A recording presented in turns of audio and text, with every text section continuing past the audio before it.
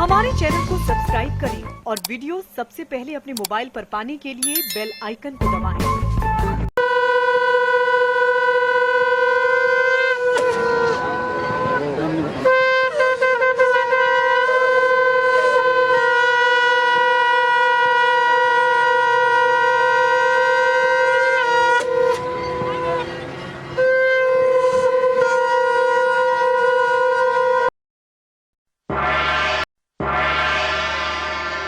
नमस्कार, मैं हूं अनिल वर्मा शेखर। रात के 10 बजे है और ये समय है बिग बुलेटिन का। बिग बुलेटिन में आज हम जिला पंचायत में जो अपडेट है उस पर चर्चा करेंगे और विषय पर चले इससे पहले पैनल में शामिल मेहमानों से आपका परिचय करा दे रहे हैं। आज भारतीय जनता पार्टी से हैं डॉक्टर मुकेश सिंह राठौर, प्राचार्य हैं डीएन डिग्री कॉलेज में। प्रोफेसर आलोक बिहारी जी हैं, भारतीय महाविद्यालय में प्रोफेसर हैं। और आशीष स्वाथम, ये भारतीय जनता पार्टी के युवा नेता हैं। और कांग्रेस से खालिद उस्मानी हैं, अल्पसंख्यक सभा के अल्पसंख्यक विभाग के अध्यक्ष हैं। राजेंद्र नारायण मिश्रा जी हैं, मीडिया प्रभारी हैं कांग्रेस के। और राधेश्याम समाजवादी पार्टी के नेता हैं। अनिल मिश्रा जी भी प्रयास कर रहे हैं, मीडिया विभाग के चेयरमैन हैं। ये पैनल है आज की इस बैठ के लिए। अनिल मिश्रा जी का और राजेंद्र नारायण मिश्रा जी का चित्र नहीं आ रहा है, तो ये प्रयास करें तभी हम लोग लाइव उन्हें देख पाएंगे। समाजवादी पार्टी ने सुबोध यादव को प्रत्याशी घोषित कर रखा है और इसके साथ ही पार्टी ने चुनाव की तैयारियां भी शुरू की थी। इसके साथ ही पार्टी में बगावत शुरू हो गई और पार्टी की मोहम्मदाबाद सीट से जीती एक जिला पंचायत सदस्य जो पूर्व राज्य मंत्री की पुत्री हैं, उन्होंने बगावत करके चुनाव लड़ने का ऐलान कर दिया और निर्दलीय चुनाव लड़ने की स्थिति में भारतीय जनता पार्टी ने उन्हें समर्थन दिया है। ये पूरा घटनाक्रम है, कई बार चर्चा कर चुके हैं। और उनका पूरा चुनाव सचिन यादव द्वारा मैनेज किया जा रहा था। सचिन सिंह यादव जो मोनिका यादव के भाई हैं और समाजवादी पार्टी के नेता हैं, तो ये पूरा चुनाव उनके द्वारा मैनेज किया जा रहा था। और बराबर ये सूचनाएं भेजी जा रही थी कि सचिन यादव पूरा चुनाव मैनेज कर रहे हैं और इस स्थिति में जो कार्रवाई है वो सचिन सिंह के खिलाफ भी होनी चाहिए। कल जो प्रभारी मंत्री हैं मुकुट बिहारी वर्मा, उनका प्रवास था फरुखाबाद में 2 दिन से और कल रात विश्राम था उनका परसों कायमगंज में। तो उस दौरान भाजपा की नेता है रश्मि दुबे कायमगंज में उपाध्यक्ष रही हैं भारतीय जनता पार्टी की। उनके आवास पर मंत्री की भेंट कराई गई।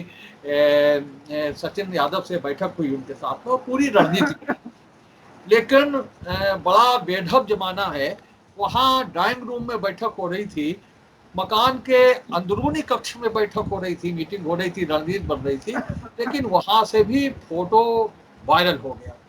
और फोटो वायरल हो गया जिसमें सचिन यादव बैठे दिख गए मंत्री जी के बगल में, सांसद जी के बगल में भारतीय जनता पार्टी के जिलाध्यक्ष हैं, महिला आयोग की सदस्य मिथिलेश अग्रवाल हैं और भाजपा के जिला पंचायत सदस्य मनजीत सिंह।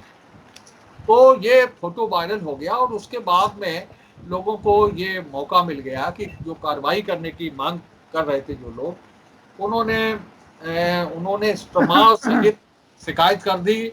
और उसके बाद में होना ही था, कई जिलों में कार्रवाई समाजवादी पार्टी ने की है और समाजवादी पार्टी ने कार्रवाई करते हुए समाजवादी पार्टी के जो प्रदेश अध्यक्ष हैं नरेश उत्तम पटेल, उन्होंने सचिन यादव को 6 साल के लिए निष्कासन का आदेश सुना दिया। और इसके साथ ही अन्य नेताओं को उसी आदेश में चेतावनी भी दी है कि अगर अन्य नेता भी अपना रवैया नहीं बदलेंगे या अनुशासन में नहीं रहेंगे तो उनके खिलाफ भी अनुशासनात्मक कार्रवाई की जा सकती है।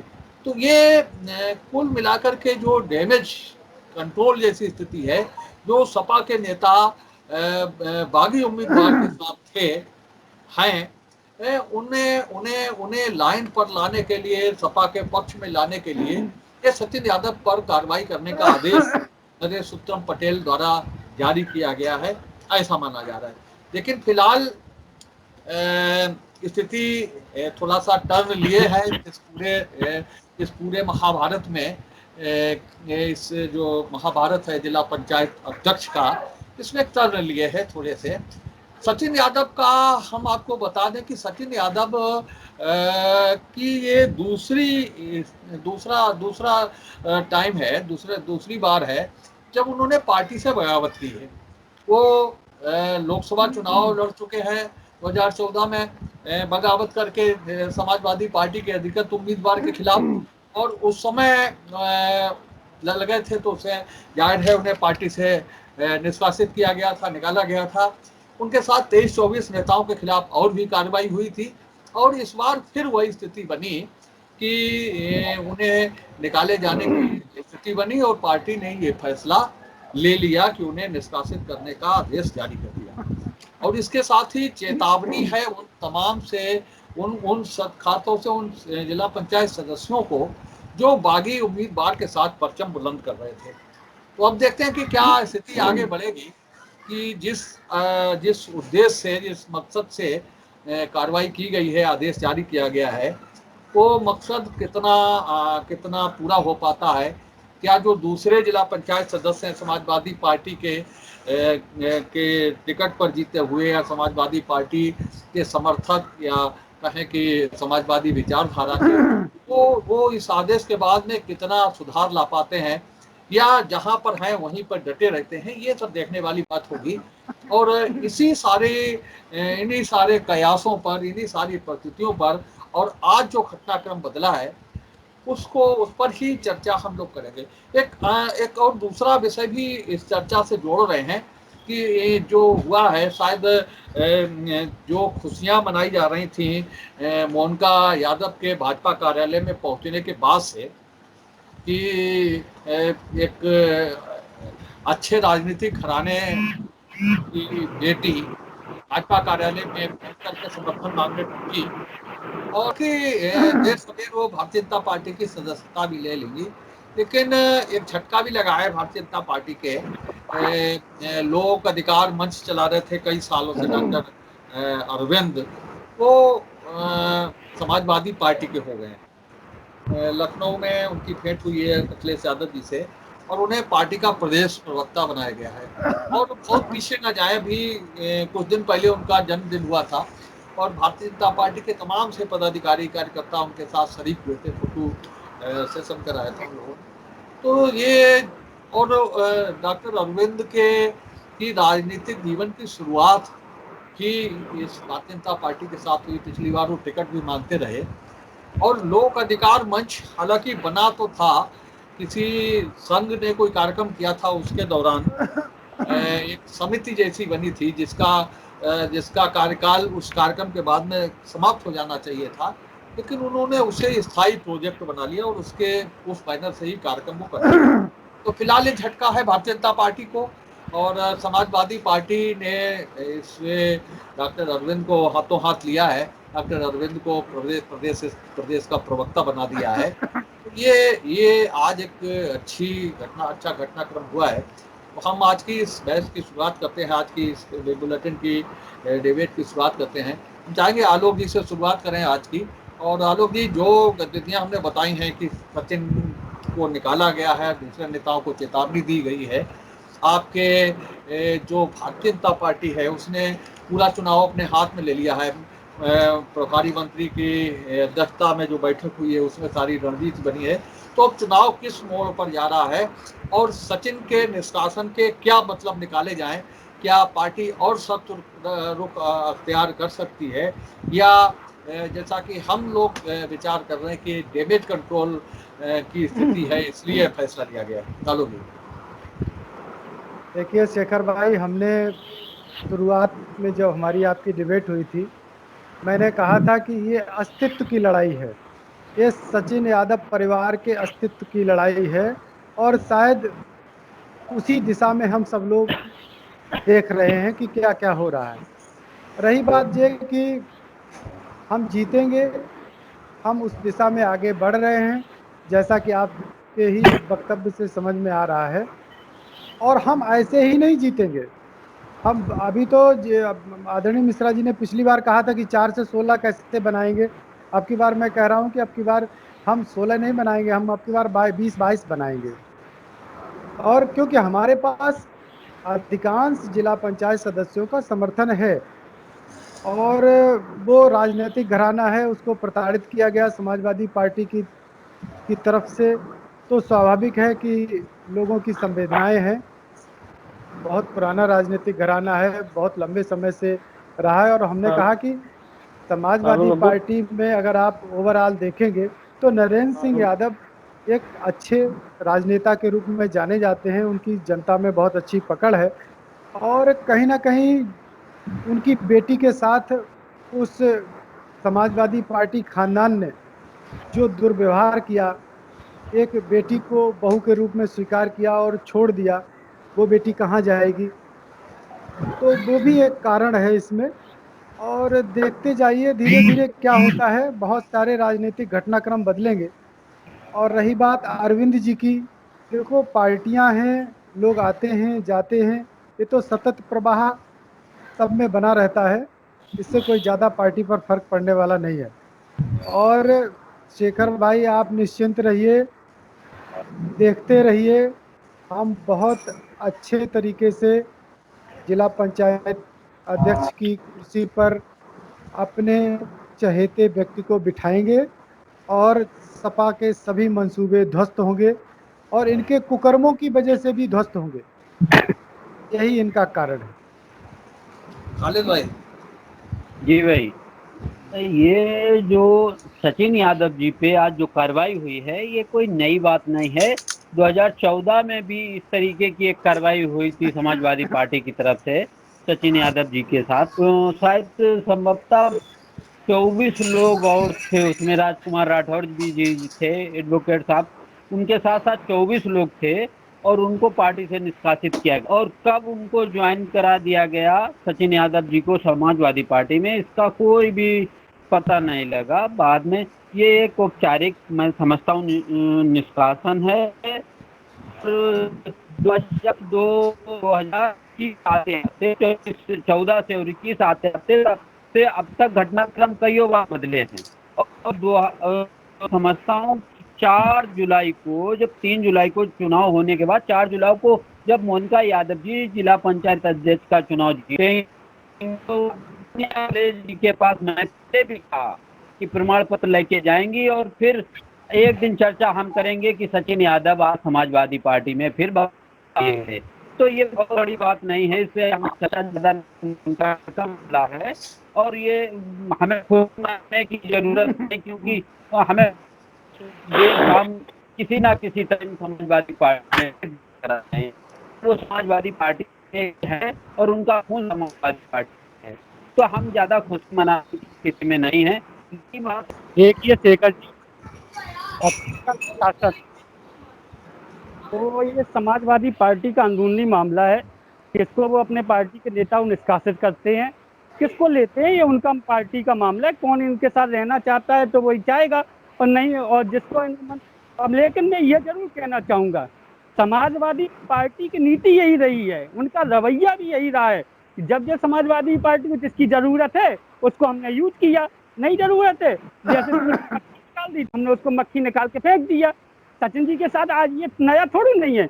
आप पिछले 1 दशक से देखिए, पिछले 10 सालों से देखिए, सचिन परिवार के साथ, नरेंद्र जी के परिवार के साथ समाजवादी पार्टी किस तरीके से उनका प्रयोग करती रही और कैसे उनको निकालती रही। सचिन, आप देखिए सचिन जी का लोकसभा का टिकट किया जाता है, एंड समय पर आकर सचिन जी का टिकट काट दिया जाता है। और जब जरूरत पड़ी कि हाँ विधानसभा के चुनाव आ गए, हमको पार्टी को सरकार बनानी है, तो आपने सचिन यादव के हलसिल्ला पोसी करके उसको ले लिया। आज वो अपने लिए अपने हक और अधिकार की लड़ाई कर रहे थे, अपना हक मांग रहे थे समाजवादी पार्टी में, तो आपने निकाल दिया। अब इनकी नीति यही रही है। और रही बात भारतीय जनता पार्टी की, मैंने आपसे पहले भी कहा था कि भारतीय जनता पार्टी की जिसको चाहेगी उसको जिला पंचायत अध्यक्ष बनाएगी और भारतीय जनता पार्टी पुनः एक बार फरकाबाद में अपना जिला पंचायत अध्यक्ष बना रही है। जी भाई साहब, भाई साहब ये आपका जो विषय है देखने में तो बहुत हल्का लगता है, बड़ा गंभीर विषय है। भारतीय जनता पार्टी या व्यक्तिगत तौर से हम ये सोचते हैं कि समाजवादी पार्टी जिला पंचायत के अध्यक्ष के चक्कर में या जिला पंचायत के चुनाव के चक्कर में 2022 का चुनाव तो नहीं समेटने जा रही। आज के स्थिति में आप देखिए कि ये जो निष्कासन शुरू हुए हैं इसके आगे और भी चलेंगे। 2014 में भी निष्कासन शुरू हुए थे, फर्रुखाबाद में निष्कासन किए गए, उत्तर प्रदेश में इस प्रकार के निष्कासन होंगे। हम ये कह रहे हैं कि ये अभी आपने कहा कि एक बैठक हुई, उसका वीडियो वायरल हुआ, जो बैठकें तो और चलेंगी, क्योंकि जो नाराज लोग हैं उन्हें मालूम पड़ता है कि भारतीय जनता पार्टी के अलावा कोई ऐसी पार्टी नहीं है जो आने वाले चुनाव के समय पर कोई जीतने का दर्जा दे सके। तो लोग उसमें शामिल हो सकते हैं, उसमें जा सकते हैं, उसके संपर्क कर सकते हैं और समाजवादी पार्टी उन पर लगातार कार्रवाई करेगी। और ये जो कार्रवाई होगी ये हम समझते, हम तो ये चाहते थे कि भाई सबका भला चाहते हैं, विपक्ष बैठ जाए, इस बार भी नहीं बैठ पाया, आगे कभी बैठ जाए। हमें लगता है कि ये चुनाव जिला पंचायत का तो नहीं है, ये चुनाव अब 2022 का ही है और 2022 के देखते हुए भारतीय जनता पार्टी वो सारे काम कर रही है जिससे कि भारी बहुमत से 2022 में हमारी विधानसभा बैठी। जिला पंचायत में जो हमने आंकड़ा दिया है वो वही आंकड़ा दोहराएगा। हमने कह दिया कि हम 60 से 65 जिला पंचायत अध्यक्ष भारतीय जनता पार्टी के समर्थित होंगे, तो वो होंगे। वो हमारी तो रणनीति है, लेकिन आपकी रणनीति गलत है। आप अपना ये चुनाव भी ले रहे हैं, पता लगाता चले थे होटल के पास कि जिला पंचायत अध्यक्षी भी जा रही हैं और आगे आने वाले 2022 के विधानसभा के चुनाव भी जा रहे हैं। सवाल है अरविंद जी का। अरविंद जी बहुत अच्छे आदमी हैं और हमें लगता है कि पिछली 3 पीढ़ी से वो राष्ट्रीय स्वयंसेवक संघ से लेकर भारतीय जनता पार्टी से लेकर के उस विचारधारा से जुड़े हैं।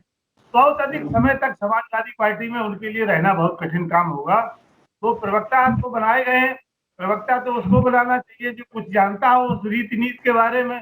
हो सकता है कि वो प्रवक्ता है और प्रवक्ता गिरी भारतीय जनता पार्टी की करने लगे। तो ये समाजवादी पार्टी को सोचना है कि अरविंद जी बहुत पुराने हम लोगों के संघ परिवार से जुड़े हुए हैं, भारतीय जनता पार्टी से जुड़े हुए, उनको एक बार पुनर्विचार करना चाहिए कि उनका जो सम्मान हमारी पार्टी में है आगे भी रहना चाहिए। अगर वो लौट के आते हैं तो इसलिए हम ये नहीं कहेंगे वो चलेंगे, कोई फर्क नहीं पड़ता है। हमारा एक कार्यकर्ता जाता है बहुत फर्क पड़ता है। हम कोशिश करते हैं कि उसको हमारे साथ रहे, वो ना जाए। इसलिए हम कहना चाहते हैं अपने समाजवादी मित्रों से कि हमें लगता है कि समाजवादी पार्टी में सलाहकार अच्छे अभी नहीं, क्योंकि सलाहकार अगर अच्छे होते तो ये निष्कासन की जो कार्रवाइयां शुरू की हैं हो सकता है इन पर ब्रेक लग जाता। चलो जो कर रहा है जो कर रहा है आगे फिर मिला लेंगे, जब आप बाहर ही कर देंगे तो किसको मिला पाएंगे। तो इस स्थिति में हमें लग रहा है कि भारतीय जनता पार्टी के शुभ संकेत सामने आ रहे हैं। जिला पंचायत से लेकर के 2022 के विधानसभा चुनाव तक हम पूर्ण बहुमत के साथ सरकार बनाएंगे, भारी बहुमत के साथ सरकार बनाएंगे। जनता देख रही है कि कौन सी पार्टी जो है सहमत के आधार पर चल रही है और कौन सी पार्टी कुमत के आधार पर चल रही है। और कहा भी गया है जहाँ कुमत तहाँ संपत्ति नाना और जहाँ कुमत तहाँ विपत्ति निधाना। तो समाजवादी पार्टी में हमें लगता है कि आने वाले समय में और विपत्तियां बढ़ेंगी और उससे आने वाले समय उनका नुकसान होगा, जिसका लाभ इनडायरेक्टली भारतीय जनता पार्टी को ही होगा। जी, बड़ी अच्छी लाइन सुनाई रामचरितमानस। एक लाइन हमको भी याद आ गई कि आपन मुंह तुम आपन करनी, बार अनेक भांति बहु भरनी।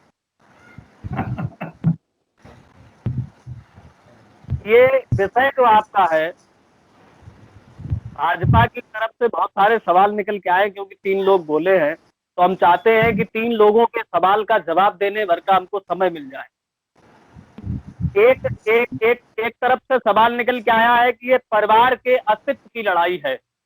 जब हम किसी पार्टी के यहाँ जो भी इस पैनल में शामिल हैं वो किसी न किसी दल से आते हैं, किसी न किसी दल का नेतृत्व करते हैं। जब हम किसी दल के लिए काम करते हैं, जब हम किसी विचारधारा के लिए काम करते हैं, जब हम किसी नेता के नेतृत्व में काम करते हैं, तो हमारा या हमारे परिवार का कोई अस्तित्व नहीं रह जाता है। हमारी विचारधारा का और हमारी पार्टी का अस्तित्व रह जाता है। जब पार्टी रहेगी, हमारी विचारधारा रहेगी, तभी हम रहेंगे। देखिए शेखर भाई, हाँ, कहने को चाहे कुछ भी कहा जाए, भाजपा ने कभी नहीं कहा कि हम जीतेंगे। भाजपा ने ये कहा कि हम अपने चहेते को जिला पंचायत की कुर्सी पर बिठाएंगे। पहली बात। दूसरी बात ये, भाजपा ने ये कहा शुरुआत से कहती रही कि ये नरेंद्र सिंह यादव परिवार के राजनीतिक घराने के अस्तित्व का संघर्ष है। ये समाजवादियों का भी हो सकता है या अन्य किसी दल का भी हो सकता है, और ये अस्तित्व की लड़ाई है, बाहरी और भीतरी की। ये चारों तरफ का जो चक्रव्यूह है ये ऑटोमेटिक बन रहा है, इसमें भाजपा का कोई ज्यादा विशेष लेना देना नहीं है। रही बात ये कि अभी आपने कहा कि फोटो वायरल हुई, अरे जनप्रतिनिधि हैं, हमारे प्रदेश के मंत्री हैं, जिले के प्रभारी मंत्री हैं। अगर कोई जिले का प्रभारी मंत्री जब आता है तो मंत्री की हैसियत से आता है। कोई भी सामाजिक सेवा के अंतर्गत कार्य करने वाला व्यक्ति मिल सकता है, उसमें कोई ऐसी बड़ी बात नहीं है। उसको आप गलत नजरिए से मत देखिए। क्या कोई जरूरी है कि भारतीय जनता पार्टी का वो उस दल का वो मंत्री है, अगर जनपद में आता है तो कोई अन्य व्यक्ति नहीं मिल सकता? ठीक है, रणनीति है, राजनीतिक चर्चाएं होती हैं। ऊंट किस करवट बैठेगा आने वाला वक्त बताएगा। और ये तो शेखर भाई आप समझ लीजिए कि जो शुरुआती दौर में समाजवादी कह रहे थे कि हम जीतेंगे, बहुत अच्छी तरीके से जीतेंगे, भाजपा का सुपड़ा साफ कर देंगे, तो धीरे धीरे आप देख लीजिए कि परिस्थितियां कैसी होती चली जा रही। और इन परिस्थितियों के निर्माण में सपा स्वयं दोषी है, ये बिल्कुल तय है। निष्कासन आप कर रहे, दुर्व्यवहार चाहे वो पार्टीगत हो चाहे वो पारिवारिकगत हो, आप कर रहे हैं और आरोप लगा रहे हैं भाजपाइयों पर। तो ठीक है, हम सामाजिक न्याय की लड़ाई लड़ते हैं। यदि कोई उस सामाजिक शोषण का शिकार हुआ है, हमारे पास आता है और हमको लगता है कि हमें इसका सहयोग करना चाहिए, तो भारतीय जनता पार्टी के दरवाजे खुले हैं और वो करेगी और पूरी दमदारी के साथ करेगी। आने वाला वक्त बताएंगे क्या होता है। आशीष बोले भाई। देखिए शेखर भाई, अभी जैसा कि हमारे मित्र बोल रहे थे कि राजनीतिक दल में परिवार का अस्तित्व नहीं होता है, राजनीतिक बात एक दल का अस्तित्व होता है। तो मैं कह रहा हूँ उनसे बोलवाइए ना अपने राष्ट्रीय अध्यक्ष जी से, क्यों अपने मतलब पिताजी अभी तक राष्ट्रीय अध्यक्ष था, बेटा राष्ट्रीय अध्यक्ष बनेगा, मुख्यमंत्री बनेगा, सांसद विधायक सब सैफई परिवार में होंगे, क्यों नहीं अपना आप बोलिए ना कि सैफई परिवार का अगला मुख्यमंत्री नहीं होगा। इतनी अगर दल की चिंता है, क्यों परिवार की चिंता नहीं होती?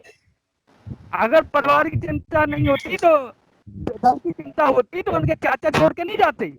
ये परिवार की वजह से चाचा छोड़ के चले गए। हाँ खालिद भाई बोलिए। जी भाई साहब, ये जो भारतीय जनता पार्टी बार बार बेटी बहन की दुहाई देती है, मैं ये कहूंगा कि इनके भी परिवार में एक बहन ने आवेदन किया था जिला पंचायत अध्यक्ष के लिए। उस बहन को इन्होंने क्यों नहीं आशीर्वाद दिया? क्या वो बहन बेटी, वो भी तो बहनी है, बेटी ये तो बहन है कहीं ना कहीं, तो उसको आशीर्वाद ना देके दूसरे की घर की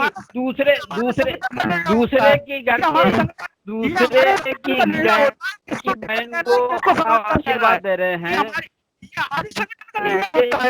ये दूसरे के घर में झगड़ा, दूसरे ने आपस में लड़ देना, ये भारतीय जनता पार्टी कार्य कर रही है। भारतीय जनता पार्टी मेंबर में से होता है,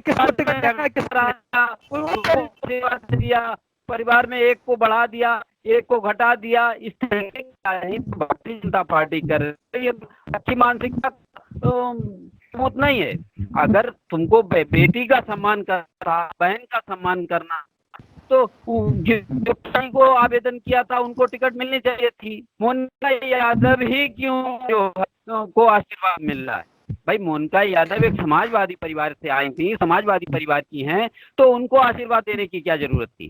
ज्योति गुप्ता जो आपके परिवार की ऑलरेडी पहले से थी, आप बार-बार दूसरी बात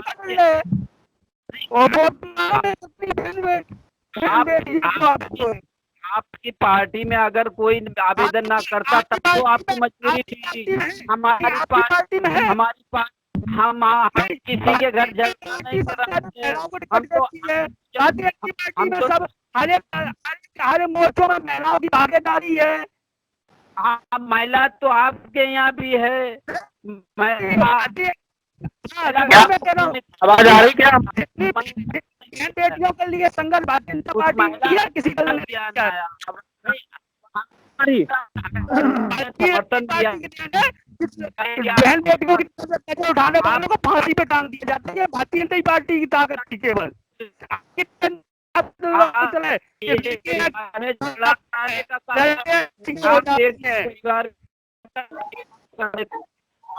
तरीके की राजनीति कर रहे थे कि समाजवादी पार्टी में फूट पड़े और हम अपना कुनबा पाए।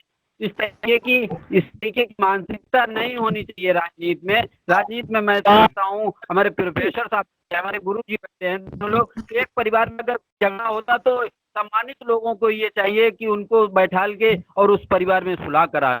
ये नहीं होना चाहिए था कि उस परिवार के एक मेंबर को ऊपर उठा दें, उसका समर्थन कर दें और परिवार में झगड़ा करा दें। इस तरीके की राजनीति में अच्छी मानसिकता राजनीतिक दांव पेच है।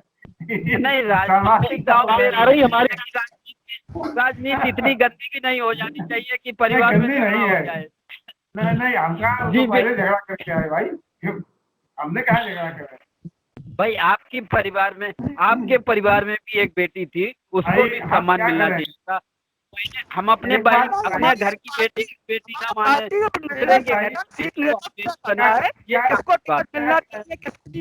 क्या कांग्रेस का कोई प्रत्याशी हो सकता था जिला पंचायत? नहीं, बताइए, क्या कांग्रेस का पार्टी जिला पंचायत जनता ने जो मुझे आशीर्वाद दिया, जनता ने मुझे सहयोग किया, मैंने उसको माना। मैं जनता से ऊपर नहीं उठ के जाता हूँ। मैं जनता ने मुझे सहयोग नहीं किया, मेरे मेंबर नहीं जीते, मैंने अपने आप को अलग कर लिया जिला पंचायत से। लेकिन आपको नहीं दिया, आपको 30 में 4 जीते। आप समाजवादी पार्टी के घर में जो है सेंध लगाने की तैयारी कर रहे हैं, तो अपने घर को देखिए ना।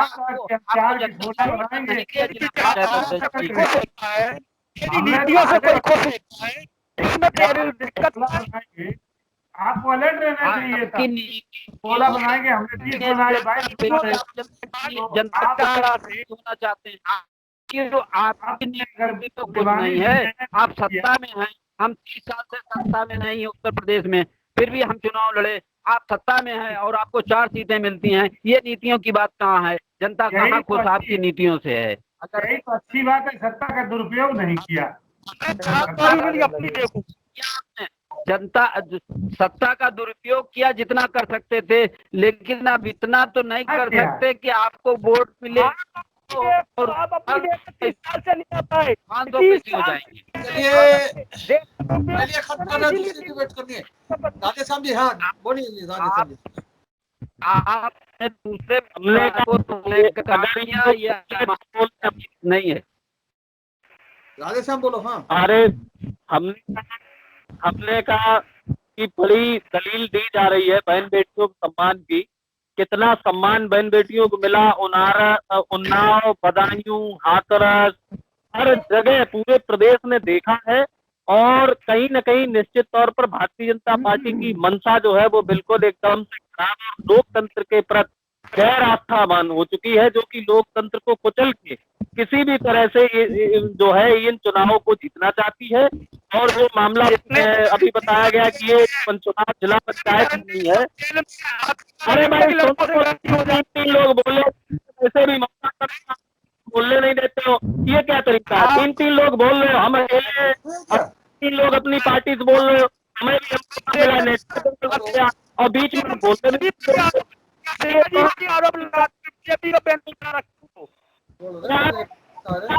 लगा रहे। उन्नाव में लड़की का हुआ जिसके पिता को मार डाला, उसी को टिकट दे दिया। बेटियों को सम्मान करते हो। बिल्कुल। उन्नाव में किसको टिकट मिला? भाजपा ने ये बुलेटिन की आज की इस पहली वर्ष को हम यहीं पर समाप्त कर रहे हैं। आज की इस बहस में भाग लेने के लिए खालिद भाई का, रुक जाइए करीब जब समाप्त कर रहे हैं, खालिद भाई का, अनिल मिश्रा जी का, मुकेश जी का, आलोक जी का, राजेंद्र जी का, राधे श्याम का बहुत बहुत धन्यवाद। आशीष जी का बहुत बहुत धन्यवाद।